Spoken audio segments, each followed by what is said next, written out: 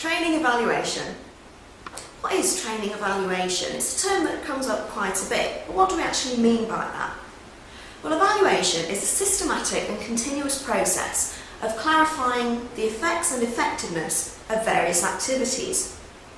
The reason why it's so important for organisations to do this is you're investing a lot in learning and development and training activities.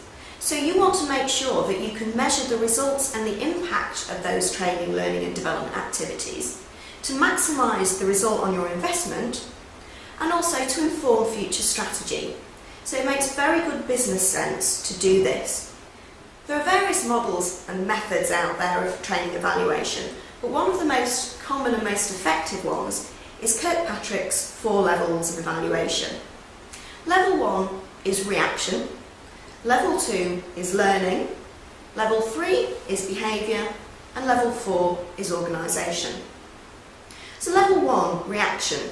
This is looking at people's initial reaction to the learning and development that they've done. Whether they enjoyed it, what sort of information they got out of it. Level 2, learning, is a bit further down the line and looking at how much they've actually learned and what they've remembered from the training that they've done. Level 3, behaviour, is what difference this has actually made to the way that they behave at work, what impact it's had on their effectiveness in the job role.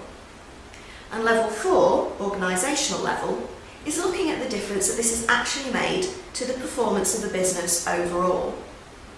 So in terms of evaluating at each of these levels, what are we actually looking at? We're looking at things such as, has somebody's training needs been met? Was the training relevant to them and to their job role?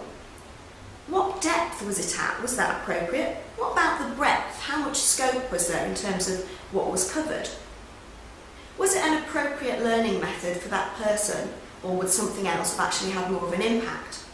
How's it going to be applied in their job role? What was the cost?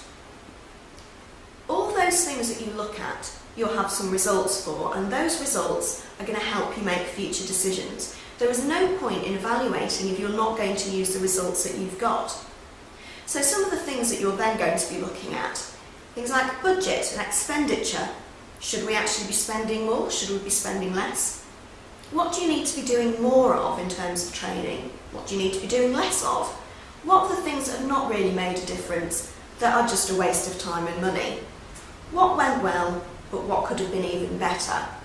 Are you going to make any changes to the design and delivery of your training and learning and development events? What are you going to change and what is going to stay the same? But how are you actually going to get this information? We've looked at the sort of information you need and what you're going to do with it. But in terms of actually pinning it down, one of the most common ways is an evaluation form or a happy sheet at the end of a training event. That's going to give you a lot of information as far as someone's reaction is concerned. But what about further down the line? Well, 2 to 4 weeks later is a good time to be looking at level 2, at learning. One of the best ways of going about this is simply through an informed and structured discussion between an employee and their manager to discuss what they actually learned, what reinforcing they need to do, what further learning and development is needed, and to figure out really what stayed there in their head and what they've forgotten and need to look at again. Maybe about 6 months later is a good time to look at how much effect this has actually had on somebody's behaviour. This is where feedback and appraisals and reviews can be useful to figure out how somebody's actually improved in their job role. What are they doing now that's different or better than what they were doing previously? And finally, to look at the results for the organisation, look at things at an organisational level.